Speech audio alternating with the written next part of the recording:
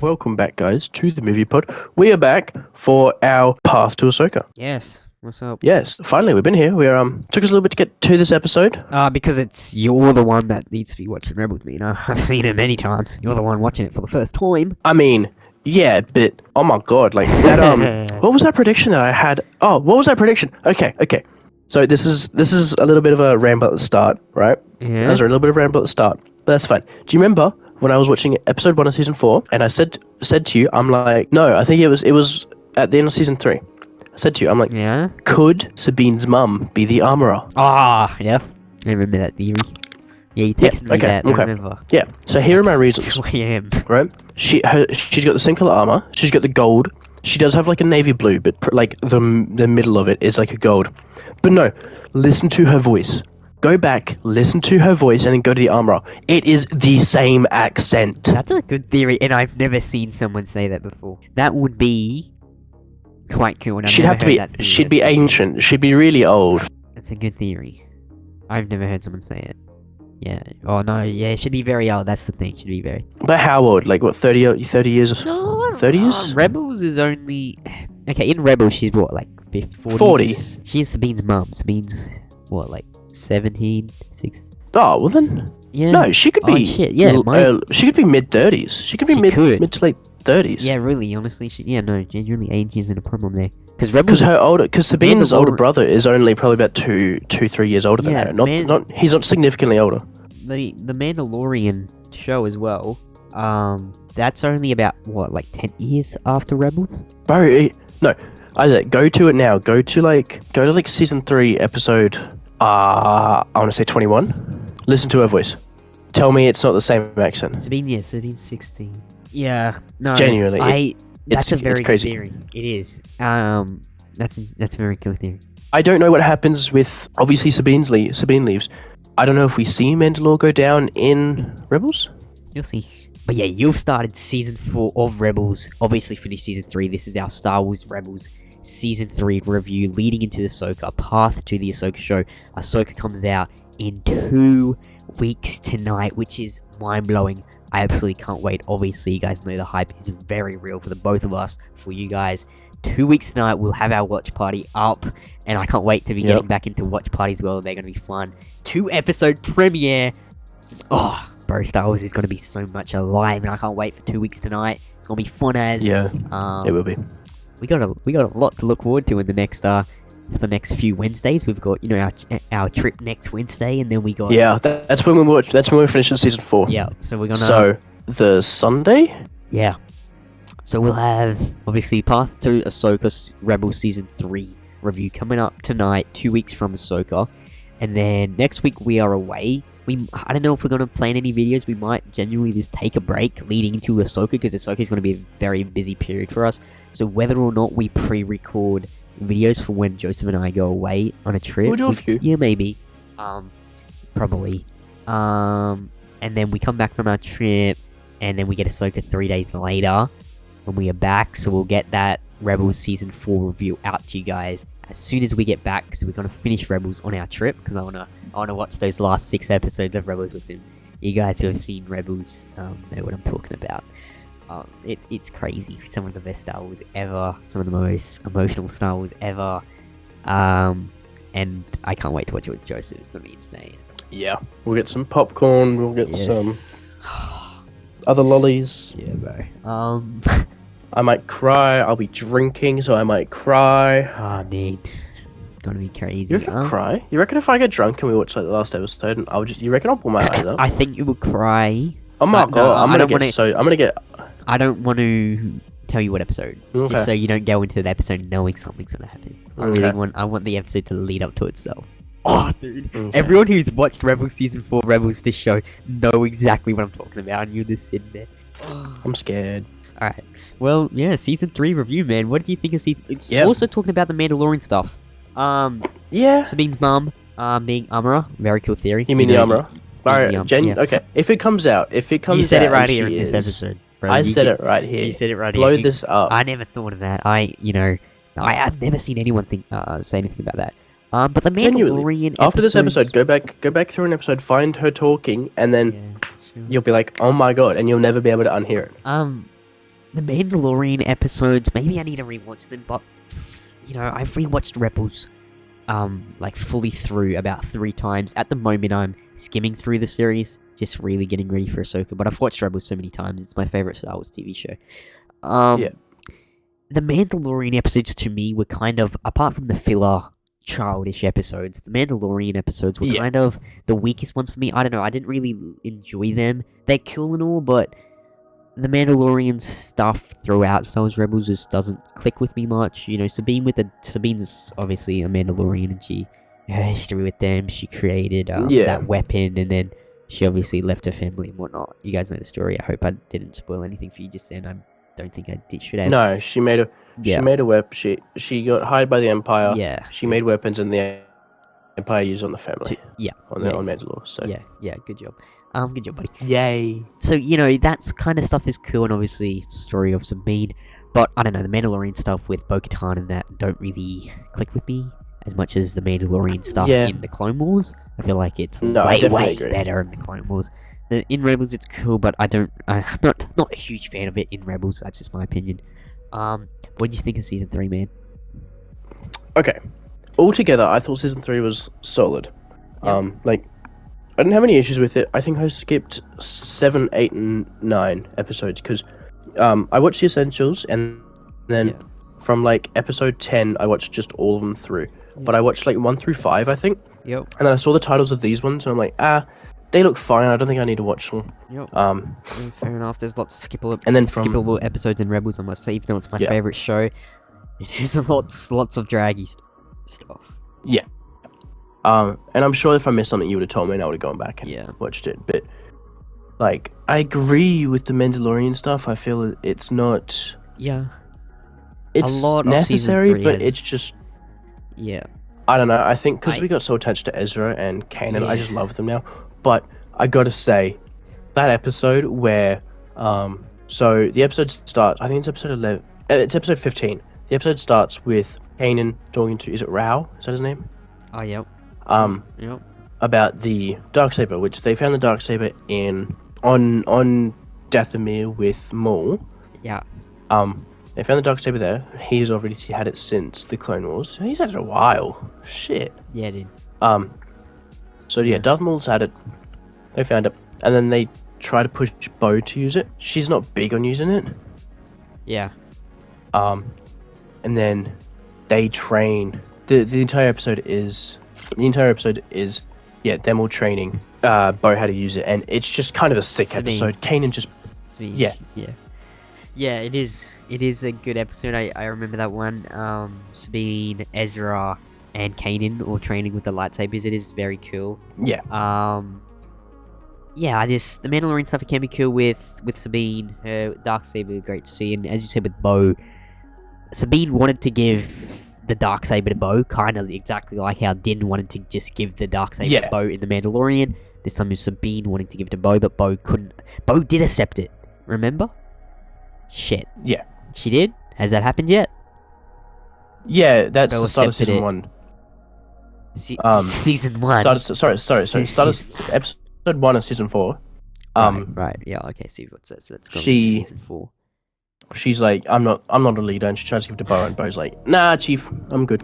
Yeah. The Mandalorian stuff, it is cool, but not my favorite part of Rebels. Yeah, season it 3, has its moments. I will say the big fight between all of them. Ezra throws Sabine his saber, and I'm like, oh! Yeah, no. Oh!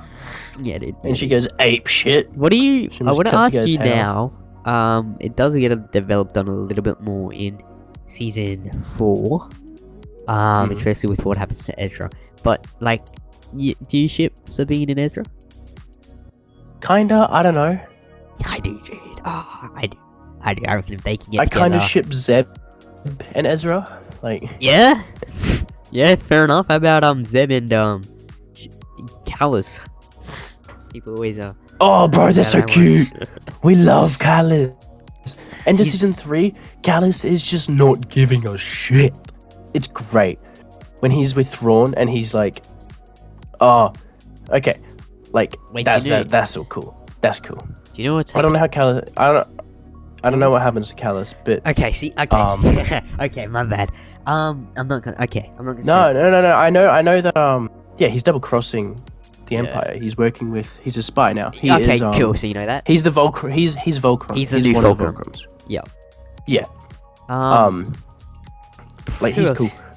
Nah, bro. one thing- Chopper and Zeb. one thing I Chopper wanna- and Zeb. No, yeah, that's what I was gonna say. I was gonna say that. But there's He- one problem. One little. It's more of a visual thing than anything. Oh yeah. It's more of like a half a second Yeah. thing. When they're on, what's the planet that they're on? That Thrawn. It's like Alcaron. Yeah. That planet. Yeah. When right before Bendu Oh, pops dude, out of the sky, just like Bendu's a G. Yeah, bro. Right before Bendu pops out of the sky, Thrawn and Kanan are like right next to each other. Yeah. And then Bendu just like Bendu pops out of the sky, like beast mode shit, and Thrawn's like wobbled. Yeah. Thrawn's like surprised. Kanan could have just diced him up. All I'm saying, like, he was like probably about 2 meters What? away. Kanan, all Kanan needed to do was just dus, What do because you he mean? knew it was Bendu. Yo. Because Harry's like, is that your friend? And he's like, she was like, oh, is that your surprise? And he's like, something or other, or Yeah. whatever, like Kanan things. Oh, that was a And perfect Grandad impression Thrawn- of Kanan. It was. Wow, Good look job, at me. buddy. Look at me. Like Kanan knew, and Thrawn's like shitting his bricks. Like he just like his white pants are now brown, and Kanan could have just diced him. Yeah, dude. All I'm saying. What It's do my you- one issue. I saw it, and I'm like, Okay. What do you think of Thrawn? It's obviously this season you get introduced to Oh, Thrawn. he is just a menacing. genius. Like He's menacing. Oh, he's menacing, dude. he's got a cold voice. Like the guy He who I does. forget. Lars Mikkelsen. Who's Yeah, playing him that's in it. live action. Thank God. So we're gonna have the exact same voice. We're getting the exact Yeah, same no, voice in Ahsoka. It's Thrawn. kinda like, ooh my gosh. It is, bro. Like, he's and chilling, The thing about Thrawn, but- he doesn't have the Force. He's not a Jedi. He's not a Sith. So he doesn't have these powers, but yet he is still so villainous and so evil and so freaking scary. But I feel like he to the general knows. He's so smart. He's He's got to know so who the Emperor is. He Yeah. said something public. No, he does. about He knows a lot. He's like, I got to do this for my Emperor And or something we're like that. So yeah. he knows. Yep. He's clearly like a dark sider. This Quotation is, marks. oh, Like yeah, he knows more than just the Empire. If you know what I mean? Yeah. And I think Ahsoka show is going to go... In Ahsoka, we're going to find out how smart Thrawn really is. Especially... Yeah. You already know Ezra and Thrawn end up in the unknown regions. Yeah, that's not a spoiler. Knocked You out already by know that. Purgle. Yeah. So, I think when we finally I don't know how learn they in get there. Ahsoka- Like yeah, that's yeah. goofy, but When... You'll see. It is... Oh, God. Yeah, it is quite a scene. It is quite amazing. In Ahsoka, when we see like what happened to them, how they survived and stuff. Sure. So where Thrawn comes from is the Chiss ascendancy, and that's that they're from the unknown regions. They're the Chiss, which is a species. Yeah, he's home the last planet. one. I don't know if he's the last one in canon. I don't know if they could make it like that. There's not many actually inside. I believe he might be the only one inside the known regions, but there's heaps of them outside in the unknown regions on their home planet, and so I think we could see a bunch of them in the Ahsoka show. I think I might be wrong now. I don't know if he is the only one or if he's not the only one, but his home planet, I know Chiss, is in the unknown regions. And I reckon, a little Ahsoka theory here, I reckon he goes back to his home planet. Well, why would he not? He's back in the unknown regions.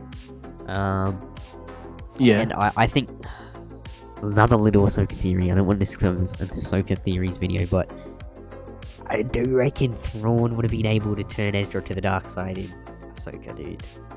Do you think? Okay, could this be a possibility? Taking him to his home planet, using Thrawn's manipulation he has. I don't know, dude. Alright. Ezra, the I amount of don't- times Ezra nearly turned to the dark side. Yeah, but okay. I'm only gonna say He's this. a lot smarter now. Yeah. I haven't seen Thrawn as much as you have. Obviously, I Yeah. haven't seen all of season 4, Yeah. so I could stand corrected. But I kind of feel like if Ezra didn't fall to Maul, he's gonna have the willpower to not fall. Like he's gonna have the willpower to push aside Thrawn. Thrawn is. And see, here's the thing though. Here's the thing that also like pushes that theory is, Maul actually he uses the dark side on him. Like he can manipulate emotions, whereas yes, Thrawn is smart, but Thrawn is only talking to him. I think manipulating him verbally, not emotionally. Whereas Maul could actually alter his feelings, his thoughts, and through the Force. Yeah, you got a point there. Maul definitely has that power over Thrawn with Ezra being able to use the Force to manipulate Ezra. Thrawn is definitely 1000% smarter than Maul, in my opinion. Or not only in my opinion, it's a fact. Thrawn's one of the smartest characters in the Star Wars universe, and in Star Wars Galaxy. And I don't know, man. Thrawn's is built different, bro. And what we're about to learn in Ahsoka is gonna be crazy, and I can't wait for it to see really what happened with Thrawn and Ezra. If they teamed up, which would be crazy. Obviously Ezra played by Amanda Fandi in Ahsoka. Cannot wait to see his performance. So yeah, that's just my little Ahsoka theories, but yeah, Thrawn is badass, and his cold voice, as you said, and I'm so happy they cast Lars Mikkelsen as the live-action Thrawn. So we're keeping that cold-ass voice. Again, that's Dave doing both. Like this is exactly. This is something that I feel like Marvel has drawn away from, where, for instance, the Russo brothers. Yep. They had a lot of control. Yes, they screwed up some things. Like James Gunn didn't want. Yeah, but like James Gunn didn't want some things that they did in Infinity War happen to Star-Lord. Like they changed Star-Lord. Yeah, I've heard about that. Yeah, but for James Gunn, for instance, I don't think that the Guardians series trilogy would be as good if they changed directors. They changed the.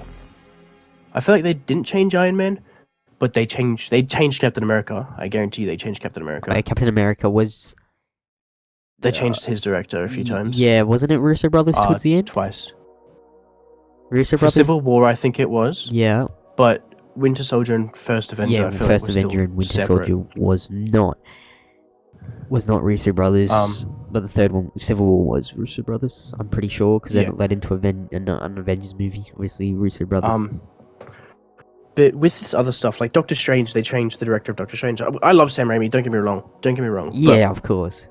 I feel like comic book trilogy changing is made. Spider-Man. Yeah, I feel like changing a theme of a movie impacts the way that the movie is seen. And I feel like Dave having consistency makes things better. Yeah, because it's the same. Each director has a different feel. Each director has a different, like inspiration, creativity, everything, imagination. So they will have their own vision. Yeah. And Dave keeping his vision from Rebels, Yep. from Clone Wars to Rebels, to now live action, to now with Ahsoka. Yeah, and then to his movie. It's gonna be. And then you can say Rebels to Mandalorian. Yep. as well. For sure. Even though. Yep, for sure. But Ahsoka's gonna be even more. More so season 2. Yeah, definitely. And I reckon because we get Ahsoka and whatnot. Yeah, I think they more companies are doing. More companies need to stay to a. I agree, and I think that's going to be contract directors like they do. Actors. I think that's really going to be a good thing James Gunn's doing with the DCU. He's going full out with consistency. He said that actors that voice animated characters in the DCU will play their live action versions when they transition to live action. Same with live action actors will voice their animated counterparts. I love that consistency. One of my biggest bugs to this day is the Grand Inquisitor in the Obi-Wan Kenobi show. He should have been played by Jacob Isaacs, who is the guy that voiced him in Rebels. The guy that did play him in Kenobi show, mind blank right now of his name, no disrespect. He did a good job, sure, but I think it would have been better if Jacob Isaacs if Jacob Isaacs played live action Grand Inquisitor in Inquisitor. Kenobi, just for that consistency, and he knows the character better. So I'm so happy Lars Mikkelsen is Definitely. coming back to play live action Thrawn. And Thrawn is that character. Well, we need that voice on point. So I can't wait. But to do you hear agree it. with what I said as they should give directors contracts? It depends. Depending on the company. It depends on the company, yep, because contracts are very And the scary franchise. thing. Because contracts, once you're contracted to a company, in the entertainment industry, you can't really then, you're locked and loaded. You got no freedom with where you can go next. You can't back out of that contract. You can't. But like as in a movie contract. So say for instance, Spider-Man: Homecoming. Yep. You have that out of contract. Like and trilogies have the same directors. Yeah. Yes, So 100%. you do one movie by itself. If Yep. that movie does well, they offer you a contract to do another 2 or 3 movies, however much their roadmap projects. 100%. You know, the best, at least comic book film trilogies of all time have consistent directors. The OG Spider-Man, you got Sam Raimi, and then you got Christopher Nolan James Gunn. for the Dark Knight Yep. trilogy, Guardians of the Galaxy, you got James Gunn. So in my opinion, the best comic book movie trilogies that are out there have consistency with their directors, have the same director for 1, 2, and 3. So 100%. Yeah. Yeah. Yeah. So that's... But you see directors... Like, for instance, the sequel trilogy. You go from JJ to Ryan Johnson. to JJ. Yeah. But JJ wasn't even going to be the first call-up either. They were going to have a different guy. Yeah, for original episode 9, they were going to have Colin Trevorrow, which would have been amazing. Yeah. His script was great. And JJ Abrams, everything Ryan Johnson did in episode 8, in episode 9, JJ Abrams contradicted all of it and just redid it all. JJ Abrams and Ryan Johnson never had a sat-down conversation Ryan Johnson with each other. also contradicted a lot of JJ Abrams did in the first movie. Exactly, that's the biggest problem with the sequels. What happens in 7 doesn't matter because of what happened in 8, but then what happened in 8 doesn't matter because of what happened in 9, meaning everything that happened before 9, 7 and 8 just don't matter. Do you think the biggest fail? Do you think 9. that if they kept it as JJ, kept it from JJ 7 through 9, would it have been better? Yes. Yeah. Okay. Dude, his ideas for the sequel kind of kill with what he had in store with Snoke. Although I don't really like The Force Awakens, I feel like if Episode 8 was better, Episode 9 would have been better. I think if Episode 8 and 9 were better, I would like, and Episode 7 was the same we got, like The Force Awakens, I would have liked Episode 7 more. I just feel like it's really boring. I'm not a huge fan of it. I just find it a very boring movie. But yeah, I think if JJ... But people say the same thing for New Hope. Yep. People find it a boring movie. People find it... It is. Sure. Basic. But yeah, and New Hope's not in my top... Not in my top 3, not in my top 4. It's 5th. It's in my top 4. But it is the first one, so you gotta have a little soft spot for it. Just because it is the first one, leniency. But then again, the OT trilogy was different directors every single one. But George Lucas basically directed every single one. Yeah. You know, obviously we got George, Episode 4, New Hope, the original Star Wars, and then he said he was going to step down. He gave it to Irvin Kushner for Episode 5. I'm going to double check that. I know it was Richard for Episode 5, but Episode 5, Empire Strikes Back, that was Irwin. Yeah, but we know that George was hands-on. Yeah, so he hired him, Irvin. George hired Irvin to direct it, but then, after 2 weeks, George was on set every single day directing Irvin on how to direct the actors. He was George was. It doesn't matter. So I hate it when people bring up that argument that you can't say the sequels should have been consistent with their directors. Look at the OT; they weren't consistent with their directors. I hate it when people bring up that argument because George was literally directing. He was on set every single day of Episode 5 and 6. So technically, it was George Lucas. But no taking away any of the accomplishments Irwin and Richard did with Episode 5 and 6. Obviously, they worked alongside George and made it great. And then obviously George directed the prequel trilogy, which people can say what they want. Last time we talked about the prequels, that we had a great time. We did. We did. Yeah, we did. So, obviously George directed episode 1, 2, and 3 with the prequels. People can say what they want about the prequels. Episode 3 is a masterpiece. Episode 1 and 2 you can say what you want. They're definitely not masterpieces, but they're not shit. George has had a very different vision to lots of other modern day filmmakers. And I just feel like I can understand why people didn't like The Phantom Menace when it came out. You watch the OT trilogy, then go watch The Phantom Menace. It is so different. It is not your Star Wars that you've been getting for the last... When you watch people react to it then, like, everybody can be a hindsight hero. Everybody can be a... Yeah. Well, watching it for the 7th time... Yeah. But if you watch the people coming out of the cinemas in 1999, yeah, all dressed up, everybody loved it. Yeah. Yeah. Maybe not Jar Jar, but everybody loved it. Yeah, I don't know. Anyway, people say what they want about prequels. I love the prequels. My favorite trilogy of Star Wars, of 3 trilogies. I know that's not the case for you. You don't hate the prequels, obviously. No. But I think you like OT better. Yeah, that's fair. I like the story of the prequels better. Prequels is easy to watch. Prequels, you just chuck it on, you'd be like, ooh, flashing lights. Sure, yeah. But the OT, you kind of have to. It's more story. Yeah, sure. I just, yeah. Some days it's OT, sometimes it's PT. I can never make up my mind.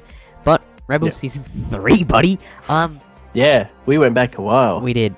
For me, Rebels Season 3 is not the worst season, nor it is the best season. It's on the weaker half of the seasons. It's not bad. It's not that it's bad, but, the Mandalorian stuff I'm not too fancy on. Sabine with the Darksaber is cool, as I said, but I do rank Season 3 third out of the seasons. I go Season 4, Season 2, Season 3, Season 1. But yeah. Yeah, did you? So you really didn't kind of agree with what I said? I don't know. I like Season 3 more than I like Season 2. Yeah, I was really surprised. The only reason is because there's a lot of... It feels like there's a lot more filler in Season 2 than there is Season 3. Like, the highs of Season 2 are so high. The highs of Season 2 are like, oh my shit, like, this is fucking amazing. Like, Season 2, but, you got Vader coming in. You got Ahsoka finding out Anakin is alive and is turned into a Sith. You got Ahsoka and Rex's reunion. You got Ezra so tempted with the dark side. You see Yoda. We get Maul back. We get so much lore with how you can communicate through the Force with Kanan, Ezra, and Ahsoka and the Temple Guards when they commune with Yoda. And then, I don't know, man. I just love Season 2, but Season 4. Yeah, I mean, I'll guarantee you that I like Season 4 the most as well, but just, I don't know. I feel like Season 3... It was...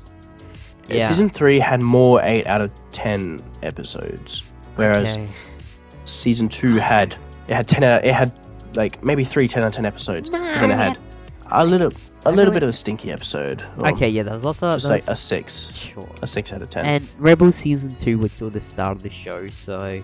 It did have more filler, sure. But I just love. I'm sure on my day I would change, but you're looking at the episodes right now. Season 2, you got the first 2 episodes, the Siege of Lothal Part 1 and 2, 10 out of 10, and they're okay. Lost, really? No, not 10 out of 10. Probably like 8.5. Siege of Lothal Part 2, maybe like a 9. Rex reunion with us, so that's a solid 9.5. Yeah, I'm looking at the episodes now. There are the filler ones. I see them. You gotta jump from like episode 5 to episode 18 until you really get a good another one. So I see what you mean. There's a lot of filler in 2, but just the moments in 2, bro. The I am no Jedi, and those. Yeah, no, those. That's what I mean. But like, those are the moments. But they're overall, moments. but overall. Whereas season 3, I feel like consistently a better season. Season 2 has better Consistently, episodes. Season sure. 3 is a better season. Okay. Does that make sense? Yeah, it makes sense. 2 has For better me- episodes. For me, it's still season 2. I'm No, not saying that's 3 is fine. bad. Just there's too much of the Mandalorian stuff in 3, and it just No, I think I like the Mandalorian didn't- stuff more than you do. yeah, sure, probably. It just I don't know. It didn't work well with me in Rebels and in a Clone Wars. It like trillion times better than what it is in Rebels. Also, now season 3, mate. Episode 20, Twin Sons. How poetic is that? You obviously, it wasn't your first time watching that scene. What scene? Obi-Wan.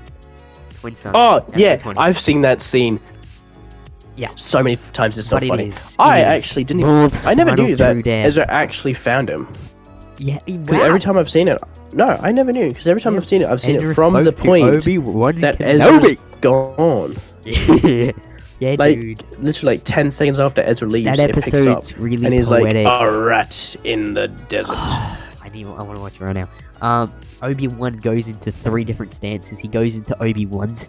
He goes into Liam Neeson's Ewan's. Qui-Gon's stance. He goes into Ewan's Obi-Wan stance, and then into Alec Guinness's Obi-Wan stance. It's so What? No, poetic. you just screwed it up. He What? goes Ewan, Clone Wars, then he goes Alec, and then he goes Qui-Gon. Oh. That tempts the Qui-Gon then tempts Darth Oh. Maul to do I the same wasn't- trick that he does with oh, Phantom Menace. I wasn't saying it in order. Oh, sure. I So was he just- goes Ewan. He stares at him. He's Ewan for like 15 seconds, Yep. and then Yep. he breathes, and then he goes Alec, Yep. and then from Alec he goes to Qui-Gon, and Yep. then that tempts Maul to do the same To the move, same where thing. he goes high, low, and tries to hit him, and Yep. Obi just goes straight through Yep. the middle. He tries to Yeah, hit Obi-Wan with the yeah, hilt yeah, like he did yeah. Qui-Gon, It was straight through the very middle, Poetic. and they have that little It's that probably little speaking. It's probably the most poetic moment in Star Wars Rebels. It is so good. One of my favorite moments in the show. I absolutely it's just so good. Maul's Maul kind of has a redemption. He kind of gets it. Yeah, well, He kind of comes he back was also to the trying to light. take down the Sith because he was Yeah. like, Because he was like, yeah, you know what? He was like, is he the chosen one? He's like, yes, and then he's like, he will avenge us. Yeah, obviously talking And it's about like, Luke, which Luke's not the chosen one, but he's kind of the new chosen one. He was the catalyst in helping the chosen one. Obviously, Luke helping his father come back to the light side and fulfilling his destiny, being the chosen one. But yeah, man, that episode is wow. More kind, so good. And Maul's one of my favorite Star Wars characters. He's top 5 for sure. And that episode is just wow. Dave did amazing, dude. That is. Pureness. I see lots of people saying, Dave Filoni only knows how to do. Now, this is the people that hate on Dave Filoni. So many people on Twitter lately. I've been seeing so much hate for Dave Filoni, and it's driving me nuts. People say, oh, he doesn't know how to tell a good story. He doesn't know storytelling. He just knows how to throw cameos in fans' faces and then makes them I've forget never about heard the that. story. Oh, dude, you're lucky you're not on Twitter. People, bro, there's so much hate for Dave, and I just don't. People are dumb, bro. They say Dave doesn't know any storytelling. He just throws cameos in people's faces and makes them forget about the story and makes all that stupid. And I quote, they literally called me a stupid fan Star Wars boy, who just wants to see his favorite Nice. characters. That's not true. The amount of stories Dave has told through Star Wars, literally, look at the whole Clone Wars, look at the whole Rebels, the Darth Maul's, obviously it started with George Lucas, but Dave finished it, and he finished that story beautifully in Star Wars Rebels, episode 20 of season 3, Twin Sons, so poetically. He dies, by Obi-Wan, and I just don't know how anyone can say Dave doesn't know good storytelling. And Ahsoka show will change that for everyone. I really hope so. I hope Ahsoka does good, bro. Like, I'm sure the show's gonna be It's got to good, do good. but I'm really scared about the numbers. Because if it don't do good, then we ain't getting more Dave. So I'm really, really scared. People better watch that show, and it's gonna be word of mouth. People will watch that show. It's actually getting like advertisements now. It's it good. is, but I'm really worried about the viewership. People don't like Rosario Dawson as Ahsoka. There is a What's wrong minority. with Rosario Dawson? There's a minority that aren't gonna like like stuff. You know, it's so I'm really worried about all the hate I've seen for Dave and Ahsoka in general, Rosario Dawson, but it could just be, I might just be on the wrong side of Twitter. I probably am, because I engage with these people on Twitter, because I reply back to them. I see all their dumbass tweets. Yeah. It's because they make me so angry. So I'm just scrolling through Instagram and I see something that it's Star Wars related, Yeah. but what was Kathleen Kennedy's reason for Solo flopping? Kathleen's reason. No. Oh yeah, I've seen it. No, Harrison Ford. Yep. Solo beats Indy. Indiana Jones sends its theatrical run, making less than Solo at the box office. It's kind of funny. The Han Solo movie, played by not Harrison Ford, by Eldon and Richardson. That's it. And then Indiana Jones with Harrison Ford does worse than a Han Solo movie without Harrison Ford. When KK said the reason Solo did bad was because there was no Harrison Ford. No, KK, the reason Solo did bad is because it came out 4 months after The Last Jedi and people were not happy. Do think that Indy would have done... I think it's also because of Indiana Jones and Solo at different franchises. Like, I would say that if it was Harrison Ford, it would have done better. But that's not the reason it did badly. But it would have done better with it. The reason it did bad was because of The Last Jedi. It came out in May. Yeah, but I still think it would have done better with Harrison. But it still wouldn't have been... Maybe. It wouldn't have been enough. Maybe, but that's not the whole reason. No, that's not the reason. That's just a reason. Yeah. Sure, maybe, but big reason is because of the freaking Last Jedi. Dumbass Ryan Johnson, right? Yeah, man. So Rebels season 3, it's got so many moments. It is good. It's not my favorite season. It's not my least favorite season. It is a good season. We get lots of Ezra development, and you're on to season 4 now. I cannot wait to do season 4 review. I cannot wait to watch those last 6 episodes with you. All 6 are banger. All 6 are gonna... I don't know, man. I genuinely don't know what your reaction is. But yeah, bro. Who? So you obviously got, you can ship Ezra and Sabine. Ezra and Zebra. Ezra and Brett. How about Kanan and Hera? What do you reckon with that, buddy? I mean, yeah. Yeah, no, I mean, they are together, though. Yeah, buddy.